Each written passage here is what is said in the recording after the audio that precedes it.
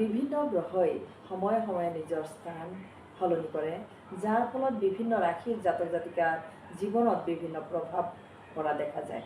এইবাৰ গ্ৰহৰ সেনাপতি মঙ্গলৰ গ্ৰহৰ ৰজা সূৰ্যৰ সৈতে মহাযোগ সৃষ্টি হ'ব, মিলিত হ'ব, যাৰ বাবে কেইবাটাও ৰাশিৰ জাতক জাতিকাই লাভৰ আৰু সাফল্যৰ মুখ দেখিবলৈ পাব।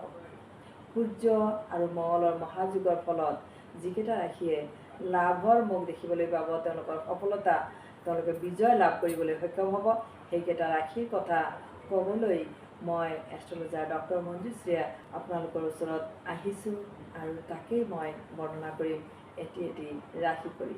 প্ৰথমতে মঙ্গলৰ কথা কওঁ। মঙ্গল আৰু সূৰ্যৰ মহাযোগৰ ফলত ধনু ৰাশিৰ জাতক জাতিকাসকল যথেষ্ট লাভৱান হ'ব। বিশেষভাৱে অৰ্থনৈতিক দিশত আগতকৈ অৱস্থা উন্নত হোৱাৰ যোগ দেখা যায়। লগতে উপাৰ্জনৰ নতুন নতুন পথ মুকলি হ'ব। তেওঁলোকৰ যি কৰ্মবাধা আছিলে সেয়া নাইকিয়া হ'ব আৰু যি সমস্যা, সংকট বা বেমাৰ আজাৰ, যিবিলাক সমস্যা তেওঁলোকে পাই আহিছিল সেইবোৰ নাইকিয়া হ'ব। লাহে লাহে চাব আপোনাৰ সমস্যাবিলাক নাইকিয়া হ'ব। কেৱল মাত্ৰ মই এই ধনুৰাশিৰ লোকসকলক এটি কথা মই ইয়াতে কৈ দিছোঁ, আপোনালোকে এই নিয়মটো সদায় পালন কৰিব। প্ৰতিদিন যিমানখিনি আপুনি পাৰে, কেতিয়াবা নোৱাৰিব পাৰে, সেয়া কোনো কথা নাই। যেতিয়া আপুনি চাব ৰাতিপুৱা গা পা ধুই ল'ব, গা পা ধুই পেলাই আপুনি 3টা ফুট ল'ব, কেশৰ আৰু হালধি। কেশৰ আৰু হালধি মিহলি কৰি একেলগে, ৰূপৰ বাতি হ'লে বেছি ভাল, মিহলি কৰি লৈ আপুনি 3টা ফুট ল'ব। নাভিত, জিভত আৰু কপালত এই 3টা ফুট আপুনি লৈ পেলাই দিনৰ শুভাৰম্ভ কৰিব। আপোনাৰ সকলো সমস্যা আঁতৰ হ'ব, আপোনাৰ সকলো ক্ষেত্ৰত উন্নতি হ'ব। বিশেষভাৱে আপোনাৰ অৰ্থনৈতিক দিশত যি সমস্যা আছিলে সেয়া আপোনাৰ সফলতাৰ ফালে আগবাঢ়ি যাব। অবিবাহিতসকলৰ বাবে বিবাহৰ প্ৰস্তাৱ অহাৰ যোগো দেখা হৈছে আৰু ষ্টাৰ্ট হৈছে এই যুগ। গতিকে অবিবাহিতসকলৰ বিবাহৰ বাবে আপুনি চেষ্টা কৰিব, ভাল ফল লাভ কৰিব।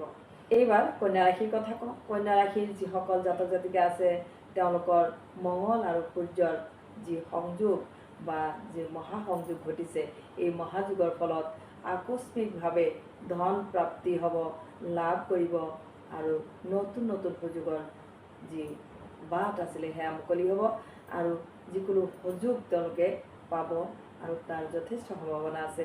সেয়েহে তেওঁলোকে সদায় সজাগ হৈ থাকিব। আপোনাৰ ওচৰত যি সুযোগ আহিব আপুনি গ্ৰহণ কৰিবলৈ চেষ্টা কৰিব। সুযোগ কিন্তু বাৰে বাৰে নাহে, সেয়েহে প্ৰতিটো সুযোগ আপুনি চেষ্টা কৰিব আৰু বহুত ভালদৰে বিবেক বিবেচনাৰে চিন্তা কৰি সিদ্ধান্ত ল'ব। বুদ্ধিদীপ্ত চিন্তাধাৰাৰ ফলত আপুনি বিভিন্ন দিশত সফলতাৰে আগবাঢ়ি যাব পাৰিব।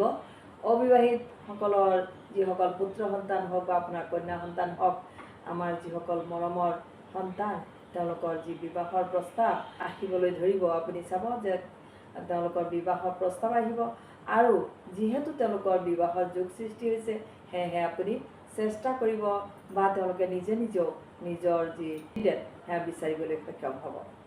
এইবাৰ 3 নম্বৰত মই কওঁ কুম্ভ ৰাশিৰ কথা। কুম্ভ ৰাশিৰ জাতক জাতিকাসকলে এই সময়ছোৱাত সকলো কামত ভাগ্যৰ পূৰ্ণ সমৰ্থন লাভ কৰিবলৈ সক্ষম হ'ব তথা সামাজিক ক্ষেত্ৰত তেওঁলোকৰ যিবিলাক যোগাযোগ আছিল সেয়া প্ৰসাৰতা লাভ কৰিব। চাকৰিজীৱীসকলৰ ক্ষেত্ৰত আয় বৃদ্ধি হ'ব, অৰ্থাৎ ইনকাম চ'ৰ্চ বৃদ্ধি হ'ব। লগতে প্ৰমোশ্যনৰ যোগো দেখা যায়। চাকৰিয়াল যিসকল গভৰ্ণমেণ্ট চাকৰিয়াল তেওঁলোকৰো আৰু প্ৰাইভেট চাকৰিয়ালৰো, তেওঁলোকে যিসকল প্ৰাইভেট কোম্পানীত চাকৰি কৰে তেওঁলোকৰ বিভিন্ন দিশৰ অফাৰ আহিব বা আপোনাৰ বেলেগ কোম্পানীত আপুনি চাকৰি পাবৰ যোগ আছে, সেয়েহে আপুনি অকণমান সচেষ্ট হ'ব। বিজনেছ কৰি থকাসকলে কোনো ক্ষেত্ৰত এগ্ৰিমেণ্ট বা চুক্তি আদি কৰিলে লাভৰ মুখ দেখিবলৈ পাব, কিন্তু এগ্ৰিমেণ্ট বা চুক্তি কৰিবলৈ আপুনি খুব ভালদৰে বিবেক বিবেচনাৰে সিদ্ধান্ত ল'ব আৰু যদি আপোনাৰ কিবা প্ৰব্লেম হয় তেনেহ'লে ভাল এগৰাকী দৈবিক বা আপুনি অভিজ্ঞ এষ্ট্ৰলজাৰৰ আপুনি সহায় ল'ব পাৰে। গতিকে আপুনি যদি কিবা কাৰণত কনফিউজ থাকে আপুনি যোগাযোগ কৰিব পাৰে, যোগাযোগ কৰি ল'ব। এইখিনিতে মই জনাই থওঁ যে যদি আপোনালোকে মোকো যোগাযোগ কৰিব বিচাৰিছে তেনেহ'লে স্ক্ৰীণত দিয়া নম্বৰত আপুনি যোগাযোগ কৰিব আৰু মোৰ ওচৰত আপোনালোকে আহিব পাৰে। আহি পেলাই আপোনাৰ সকলো সমস্যাৰ সমাধান আৰু যিকোনো সমস্যাৰ বাবে মোক যোগাযোগ কৰি আপোনাৰ মন পচন্দৰ যি কথা আছে বা আপোনাৰ যি ভালৰ সাফল্যৰ বাট মুকলি কৰিবলৈ যি বাধা পাইছে সকলো আপুনি সমাধান কৰিবলৈ সক্ষম হ'ব। ধন্যবাদ।